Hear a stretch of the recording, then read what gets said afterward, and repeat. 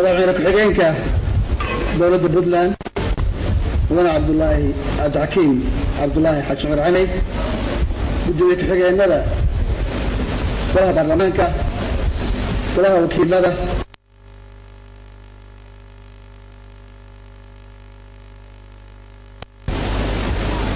culimada ganacsatada dhalinyarada haweenka ciidamada qalabka sida ee Puntland qaybaha kala duwan ee ururada bulshada rayidka ah qaar saxaafadda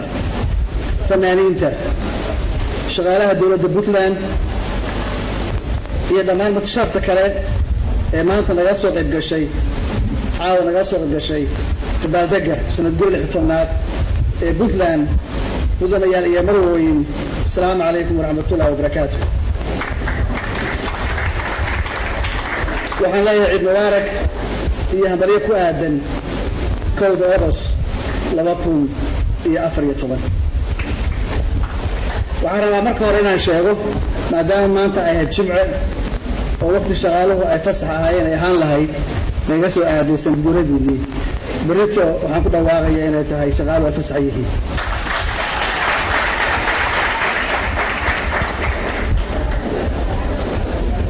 sharaf weyn ayay ii tahay in xafladan aan ka soo wada qayb galno aad ayaan mahad ugu naqayaa inta soo abaabushay iyo inta naga soo qayb gashay iyo inta la daawanaysa waddanka gudihiisa iyo dibaddiisaba waxaan soo gudbinayaa hambalyo iyo bogaarin mudanayaal iyo marwooyin laga soo bilaabo asaaskii Puntland iyo maanta Puntland ay 16 jir qaangaar ah tahay waxaa la soo maray marxalado kala duwan marxaladahaas oo loo helay xalal kala duwan ee ka tarjumayay waqtiga iyo dareenka markaas jiray 16 sano kadib Puntland waxay yeelatay dowladnimo ay u dhan tahay garashadii iyo dareenkii ay ku xigsan lahayd wixii ay hadda haysato si waafaqsan dastuurkeeda kuna haadsan lahayd wixii ka maqan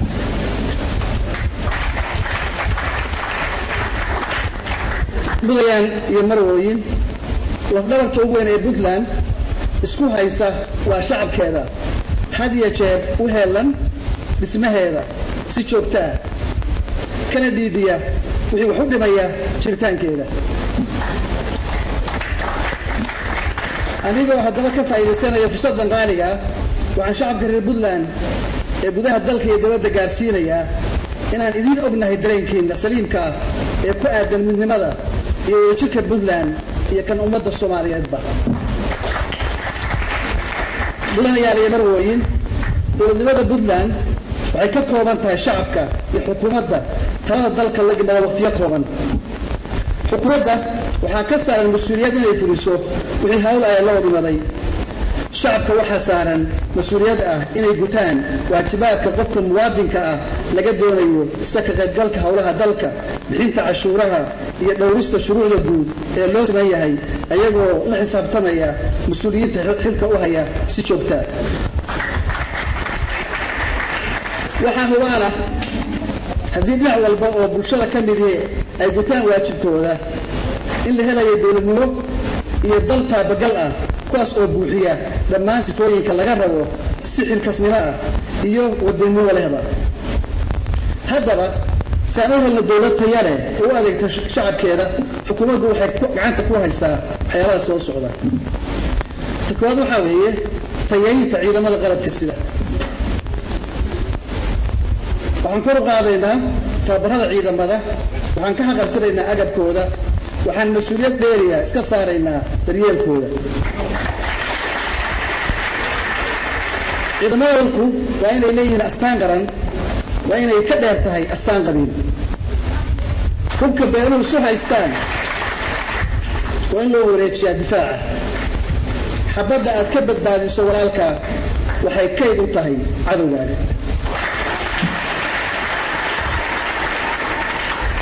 waxaan macaabay guddi ka soo shaqeeya tirinta iyo dib u habeynta ciidanka hawshoodu meel fiican ayay maraysaa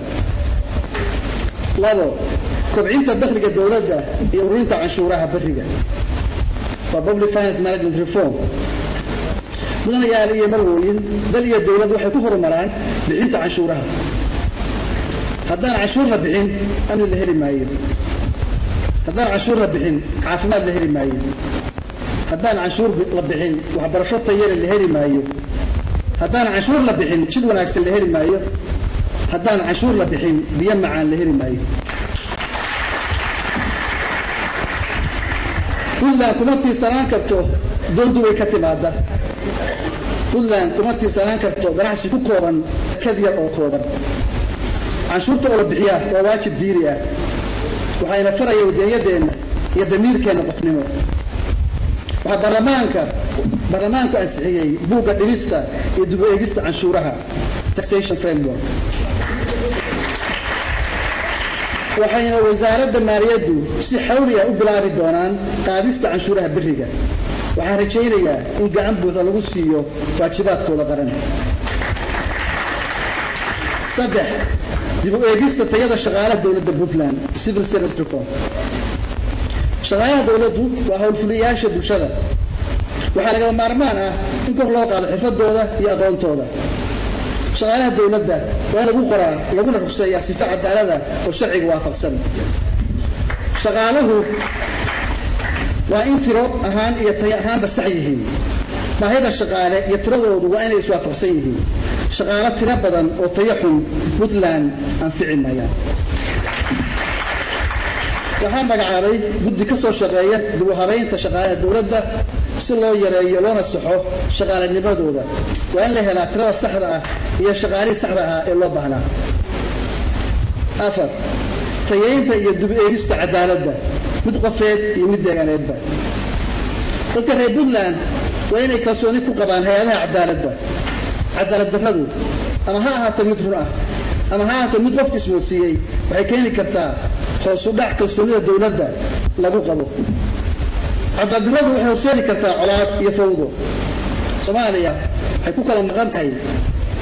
cadaalad darro puntland waxay ku horumari kartaa kuna badbaadi kartaa markay cadaalad isku dhaqdo markii dadkeedu dawladdeeda aamino dib u heshiisiin iyo turxaan bixin mugdiga ku kala jira beelaha shacabka reer puntland ay ka kooban yihiin puntland waxaa lagu dhisay heshiis bulsho heshiiskaas ciddii jabisay raaligelin baa laga rabaa ciddii wax tabanaysa cafis baa laga rabaa dawladda dowrkeedu waa inay dhowrtaa heshiiska bulsho qof kasta oo reer puntland yihi waa inuu qanicad helaa kuwa hooleeyay boosaaso waa in isku si ugu qancaan dowladnimada puntland baran iyo baargaal waa inay u siman yihiin horumarinta iyo adeega arrimaha bulshada in lagu wada qanco nidaamka dawladnimo ee puntland waxay adkaynaysaa midnimadeenna wadajirkeenna isjacaylkeenna iyo isdhexgalkeenna mudanayaal iyo marwooyin arrimahaas aan korkoo ku xusay waa howlaha aan dhexda kaga jirno meelmarintooda insha allah waan ku guulaysan doonaa waxay aasaas u yihiin dhammaan howlaha kale ee na hor yaal ee isugu jira mid bulsho mid siyaasadeed iyo mid horumarineedba si aan la wada soconno burcadbadeedkii waa jabeen maantana waa shacabka reer puntland shacabka soomaaliyeed iyo beesha caalamka ugu bishaaraynaynaa inaysan jirin hal markab ama dooni lagu hayso badda ku taal xuduudda puntland waxay ku timid dadaal xooggan iyo iskaashi caalamiga oo guday waajibaadkooda si wada jira nasiib darro dhallinyaradii weli waxay ku dhimanayaan badaha iyagoo tahriibaya waxaa socda dadaallo badan oo tahriibka lagula diranayo laguna wacyigelinayo dhallinyarada inay ka joogaan halaagan ku sugaya badaha caalamka waa run dalku ma lahan shaqooyin kaafin kara baahida shaqaala'aaneedi jirta balse eeg dhibta ka horeeya dhallinyarada oo ah 85% inay ku dhibaatoodaan tahriibka la joojiyo tahriibka ha la joojiyo ha laga hortago kuwa ka shaqaysta ha la soo qabto sharcigana ha la hor keeno kuwa ka shaqaystaahi kama duwana kuwa maalin walba qaraxa iyo dhibka ka shaqeeya waxaan dhallinyarada ugu baaqayaa inay dalka naftooda iyo allaba ay aaminaan mudanayaal iyo marwooyin safarkii dheeraa ee dalka gudihiisa aan ku maray waxaan ku soo aragnay in puntland tahay dhul aad u ballaaran وقني أنا أقول يهين لما استعمال وقرته وما اسكو في اللعطة هديه شطلو يا الشقيين من الإنسان لو نتشي هي استراتيجي لوجا فائدة سلها خيرات كاسدين دولة بولان waxay diyaar la tahay barnaamijyadii iyo ka shaqeynta xiriirkii looga faa'iideysan lahaa horumarinta dhaqaalaha iyo wax soo saarka dalka sidoo kale waxaan safar shaqo ku maray dhowr dal oo aan darisnahay ujeedadu waxay ahayd adkeynta iyo joogteynta xiriirka aan la leenahay wadamada aan dariska nahay dhammaantood waxaan isku afgaranay in aan ka wada hadalno kuwaas oo qaarkood ay bilaabayaan mashaariic horumarineed ee lagu xoojinayo xiriirka saaxiibtinimo iyo ganacsi ee aan wada leenahay mudanayaaliyo marweyn Puntland waxa siyaasadeeda u ah udub dhaxaad inay kula noolaato wadamada iyo gobolada Soomaaliyeed ee dariska nahay xiriir wanaagsan ku salaysan iskaashi iyo daris wanaag cid kasta oo wanaag noola timaada waanu celinaynaa sida ay si ka wanaagsan meesha ay nooga timaado dulmi iyo dandaasi si fiican bay nooga warherayaan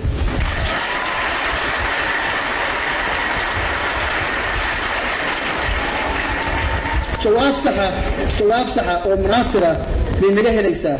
waxayna Puntland ka qaadan doontaa abaarta kaga toosan gobolada Soolsanaag iyo Sanaag anu inaad arrimaha gobolada maqan Puntland jiritaankeedu ma dhammaystirmaayo inta dhulkeedu maqan yahay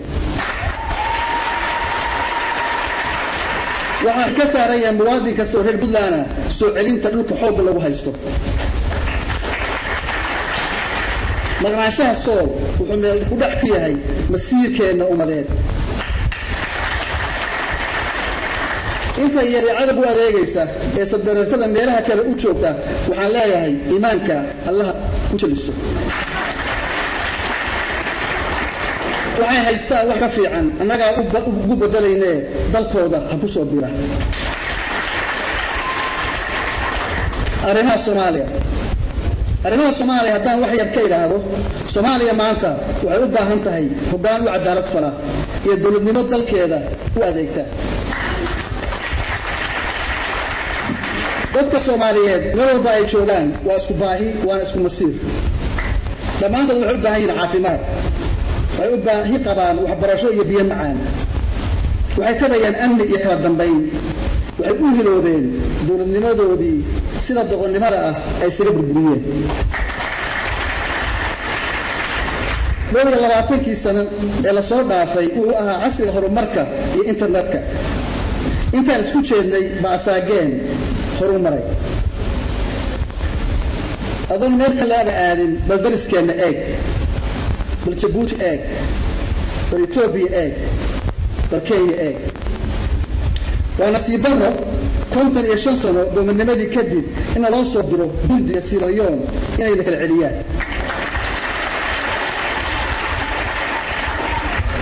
ambaartaasina ku taal waxaan lagu dhigay qabyaalad waxaan naga dhigay qolo cidna u shaqayn waxaan maqli jiray asaga ka har habarna dhaafo وهالكي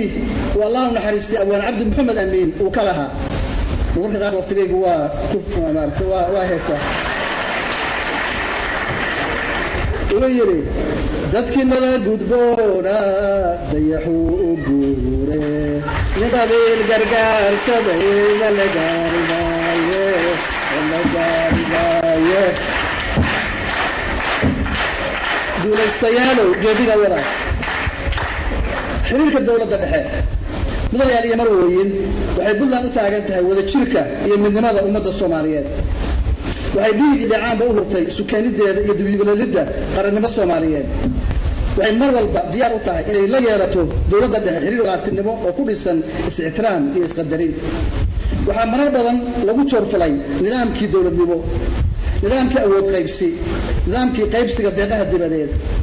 waxa lagu dulmiyay qorista tababarka iyo agabaynta ciidamada qalabka sida waxay Puntland dugsatay oo mar walba dugsanaysay dulqaad waxay diiradda saaraysay waxa aan wadaagnaa inay ka badan yihiin waxa aan isku diidanahay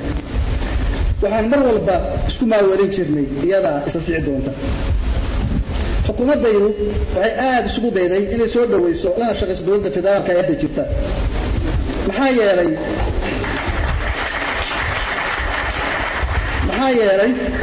marna ima cuntanay in wixii aan wax ka soo dhisay anoo mas'uul qarana ay sahal ku burburto waxaan mar walba ku fakarayay in mas'uuliyadda Puntland iga saaran mid la mid ah iga saaran tahay Soomaaliya waxaan aad uga xumahay in waxaan xiriireynay si kala loo tarjumay ilaa la isku day in la carqaladeeyo jiritaanka Puntland wixii xamar ka dhacay 7 bisha Luulyo waxay ahayd mas'uuliyad darro Puntland waa seedkii federaalka Soomaaliya waana soo dhaweynaysaa cid walba oo samaysanaysa ismaamul ku dhisan dastuurka dowladda federaalka waxna aan u dhimayn maamulada hadda jira haddii la isku dayo in wax la dhisaa joogtay wixii hadda jiray la carqaladeeyo waxay keenaysaa burbur hor leh iyo Soomaaliya oo si kala fogaata sayid qaran baa laga sheegay mihir waxaad ku weydaan iswaal kuma mahibtaane muslim kuma cadiisado wallaan madaxa kaa goyne muguweel ma dhaafi allo muuska yaan jebinin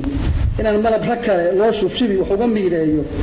magowsha haddaan layga siin naax la dhuranayo oo meesha taagnahay anoon muranna laysiinin oo weliba mool iyo saan ugu madiignaado saddex magac alle xaajada layma marsiyo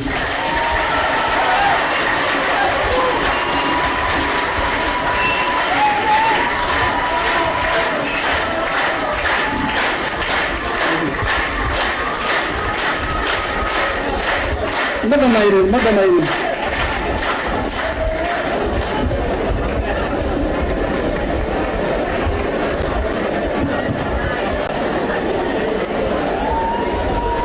وهي ساهد قبان ما ولع هدي الله تعمار كو أرورو وولي يلقي لمن هدي مقع ولا أغاني خب وحان كن معمول أغان أما كن معموسي مسئنا من نهاي وكلمة مرتن نوتهاي ولينا كجمع العادة ميرس ديدنية مسألة نيمان إيدجين مدق ما صارايو نيك أنيجا يوم ما ذكره وما مرابيش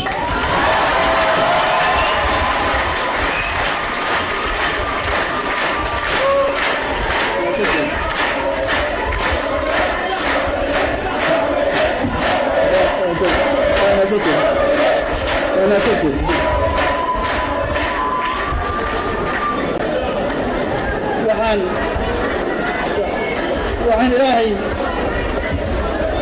waxaan ilaahay uga rajaynayaa in August-teeda kale uu nagu gaarsiiyo dhammaanteen horumar wadajir cadaalad iyo midnimo aad iyo aad baad mahadsantihiin